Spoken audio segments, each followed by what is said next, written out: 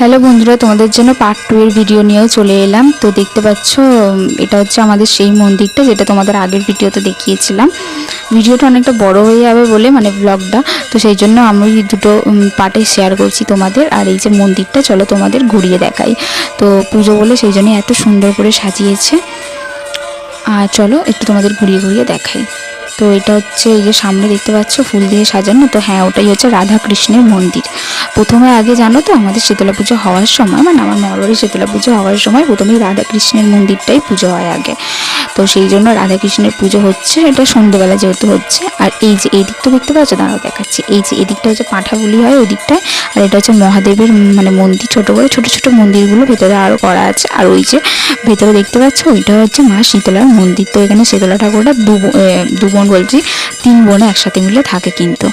আর এই যে বৌদি একটুখানি সামনে এগিয়ে যাচ্ছিলো একটু প্রণাম করবে, আর আমিও একটুখানি ভিডিও করে তারপর প্রণাম করে নিচ্ছিলাম। এই যে দেখতে পাচ্ছ ঠাকুরটা, তো সব কিছু কিন্তু ঠাকুর সোনার পরে থাকে। আর এই যে এদের পাঁঠা বলি হবে, ওই জন্য এদেরকে কিন্তু আগের দিনে খেতে দেওয়া হয় জল পাতা। তো সেই জন্যই একটুখানি আমার দিকে একটু কিরকম একটা কষ্ট হচ্ছিলো, তো সেই জন্য একটু ওদের মাথায় হাত বুলিয়ে দিচ্ছিলাম। আর আমি পাঁঠার মাংস খাই না, তো সেই জন্য একটু বেশি খারাপ লাগছিল দেখে ওদেরকে। আর এই যে দেখতে পাচ্ছ এখানে দাদারা সবাই কিন্তু খেতে বসে গেছে, মা দাদা আর মা দুটো দাদা খেতে বসে গেছে এখানে মুড়ি। তো এখানে ওদের সবার মুড়ি রুটি সব একসাথে নিয়ে বসেছে, তো তাদের খাওয়া চলছে।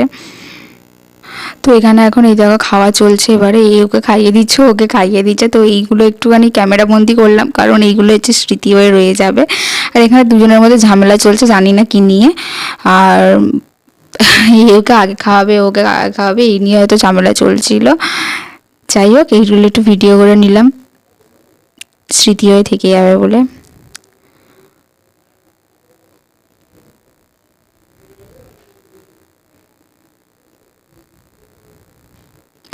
আর আমি শুধু জানো তো ইউটিউবে ভিডিও করি যে শুধু মানে ইউটিউবে থেকে দাঁড়াবো বলে বা টাকা ইনকাম করবো বলে, এমনটা কিন্তু নয়। আমি কিন্তু আমাদের প্রত্যেকটা মানে স্মৃতি বা প্রত্যেকটা ভিডিও আমি সেটা শেয়ার করে রাখতে চাই বলেই জানি সারা জীবন এই ভিডিওগুলো থেকে যাবে।